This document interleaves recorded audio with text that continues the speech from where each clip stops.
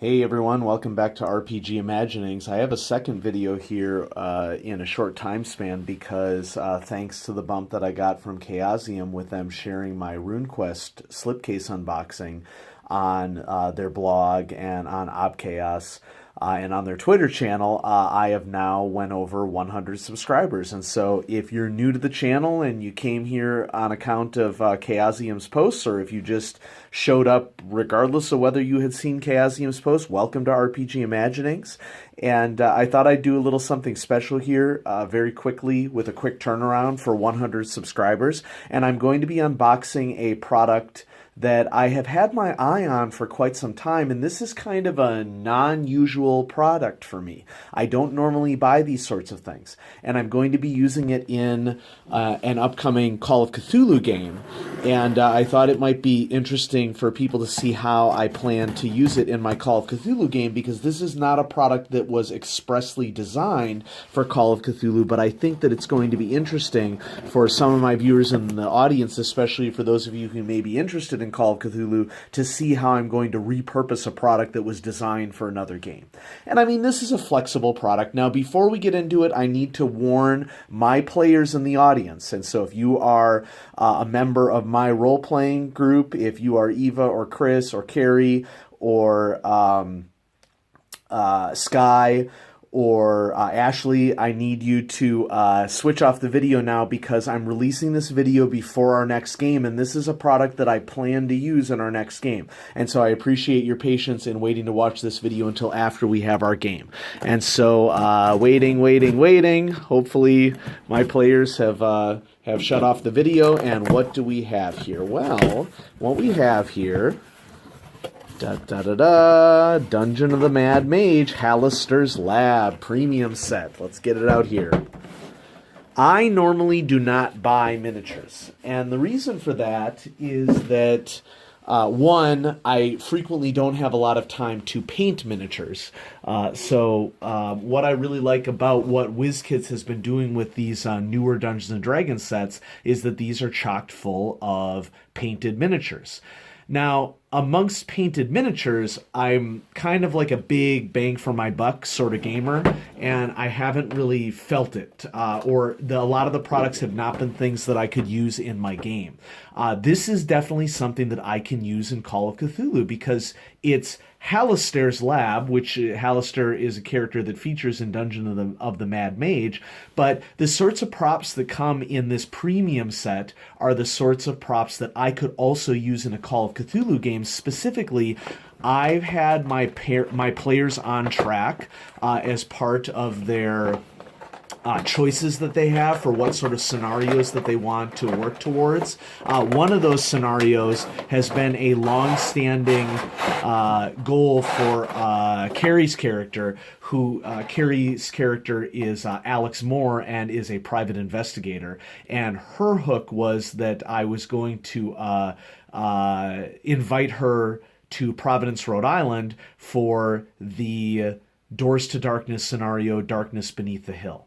And I'm going to be doing something very different from Darkness Beneath the Hill than what is written in the published adventure. Namely, I'm going to make that laboratory scene at the end of Darkness Beneath the Hill be the major part of the adventure. And part of the reason why I'm doing that is because the villain in Darkness Beneath the Hill is heavily featured in my campaign. And so what I want to do here, I apologize in advance for the crinkly sounds, because people who have unboxed this before have noted the crinkly sounds. Probably won't be using the Shield Guardian for Call of Cthulhu. I mean, there are actually some cases in which I might be able to use this, because a lot of alien kit and technology is used in Call of Cthulhu, and so I could probably end up repurposing the Shield Guardian for Call of Cthulhu. It just won't be in this particular adventure. We have a hand coming out of a portal. This is definitely something that I would be able to use at some point.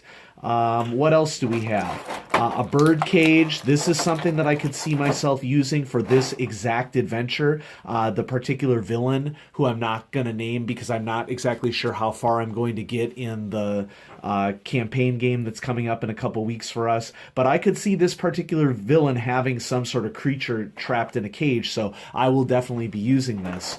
What else do we have in here? We have like a little bauble, kind of like a crystal ball, and it has certain stuff in it that is themed to Dungeons and Mad Mage. For those of you who may not be aware, maybe don't follow Dungeons and Dragons 5th edition, these icons of the Realms set have been linked to particular supplements that have been coming out for Dungeons and Dragons, and these premium sets are something that my understanding is you get for free if you buy a full case or a brick of the boosters for this particular set. Now, of course, sellers are getting this stock in all the time, and you don't have to buy the brick.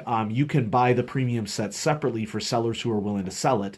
And so I happen to get mine off of Amazon, not proud of it, but in order for me to get a quick turnaround for this video, just after hitting 100 subs, I wanted to get it rapidly. There's all sorts of cool stuff in this particular kit that could be repurposed for any game that has like sort of an arcane laboratory of some sort, whether it is a Lovecraftian laboratory or a Dungeons and Dragons laboratory. And so here we have a little familiar, like a dragon familiar on a post. We have a lantern, which I could, I could see these sorts of props sitting on any of the tables, which I'm going to show you here shortly. This one is really stuck inside the plastic. There we go. I got it out. A variety of candelabras. People are indicating that these are coming a little warped, and it looks like, yep, no different in my set. They're a little warped. They're leaning from one side to the other, so they're not perfect. But... Oh, excuse me. My apologies. It's definitely something that that could be used for a sorcerer laboratory for a Lovecraftian game. And I think I'm going to, now that I've had this fully unboxed, I'm going to crank the camera down a little bit so that we can get sort of a closer view as to what's happening here for this particular set. So let's keep going, because I don't want this to go too long. We have an hourglass. This hourglass does not have moving sand, but it's still a pretty cool art piece that would be like a giant thing, like you go into a wizard's lair. Wow, this just does not want to come out of here. I don't want to break it either. Now, the good news is that these miniatures are docked really well in the plastic. The bad news is that they don't come out very easily. And so cool giant hourglass that you could have a part of this. And then in terms of rounding out like the little miniature accessories, we have some desiccated corpses that I could definitely see using in a wide capacity in a lot of Cthulhu games, and I may end up using this in Darkness Beneath the Hill as well, because this particular villain for Darkness Beneath the Hill could have like old human corpses that are present there. Now the rest of this stuff is definitely stuff that I'm going to be using for this game, and so as we extract it here, we just have like a general purpose table. Okay, that can definitely be used. We have, this is one of my favorite pieces because of the detail for it, and this is perfect for a Cthulhu game. We have a highly detailed stack of books, and of course, this is going to be like a tremendous collection of Lovecraftian tomes that I'm gonna whet my players' appetite with, but it's just going to be just out of reach because this villain is not one that they're likely to be able to defeat in combat, and so it'll be interesting, players, when you come back to this video to note what actually happened in the game. And I mean, these could potentially be set on this table. It looks like it's a little big for the table, but I don't see that there's any problem with just like stacking it off to the side there.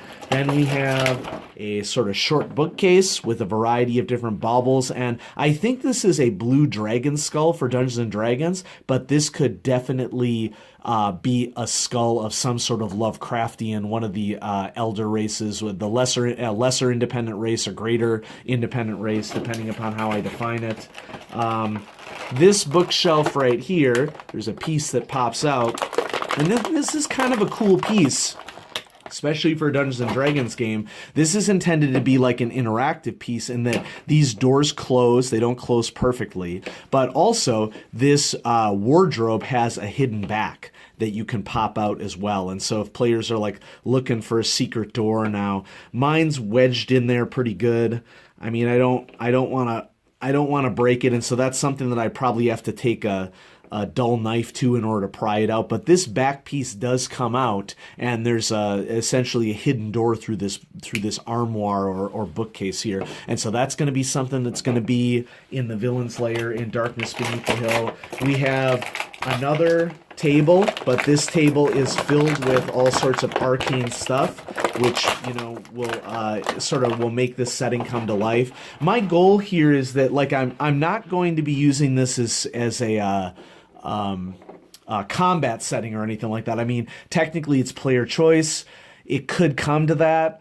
If it does come to that, I'm going to be playing my NPC to full effect for Darkness Beneath the Hill. What I'm going to be doing with that NPC is that in that particular game, Darkness Beneath the Hill, and I don't want to go into too much detail just in case a player does end up watching this through, or in case I don't get that far on that campaign or on that scenario. This villain is sort of takes up like the last fifth or last sixth of the scenario, this specific scenario. But I'm going to flesh out this villain significantly more. And this what is originally intended to be a villain could end up becoming an ally of the players. It really just depends upon what their choices are. And I don't know what's going to happen, okay, which I think is a good philosophy for all GMs to have. I mean, an answer to the question what's going to happen should frequently be, I don't know what's going to happen, if we're serious about player choice driving game situations. So my intention is just to set up this cool laboratory that they're going to walk into and see stacks of stuff strewn around. And of course, I'll still have the map that comes with the scenario.